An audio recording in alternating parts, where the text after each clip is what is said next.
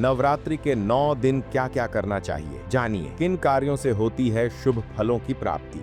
माना जाता है कि नवरात्र के दौरान नियम पूर्वक पूजा और साधना करने से भक्त को जीवन में सुख, समृद्धि और शक्ति की प्राप्ति होती है। यहाँ जानिए नवरात्रि के 9 दिनों में व्यक्ति को क्या क्या करना चाहिए। शारदीय नवरात्र 22 सितंबर से शुरू होकर 8 अक्टूबर 2025 तक चलेगा। यह पर्व माँ दुर्गा और उनके 9 स्वरूपों की आराधना का विशेष समय है।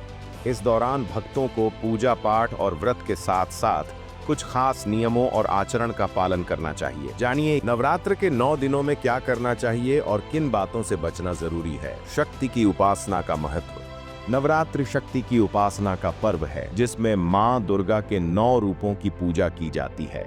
भक्त व्रत रखते हैं, कलश स्थापना करते हैं और 9 दिनों तक देवी की आराधना करते हैं। नवरात्रि में क्या क्या करना चाहिए। कलश स्थापना और पूजा। पहले दिन शुभ मुहूर्त में कलश स्थापना करें और 9 दिनों तक माँ दुर्गा के अलग अलग रूपों की पूजा करें।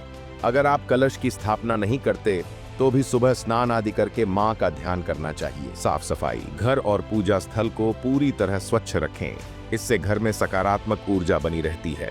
अखंड ज्योति। अगर आपने अखंड ज्योति जलाने का संकल्प लिया है तो उसे 9 दिनों तक बुझने न दें। यह घर में सुख समृद्धि का प्रतीक है।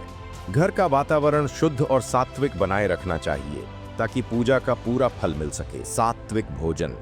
व्रत करने वालों को केवल सात्विक भोजन लेना चाहिए। फल, दूध, कुत्तू या सिंघाड़े के आटे से बने व्यंजनों का सेवन करें। मंत्र जाप और पाठ।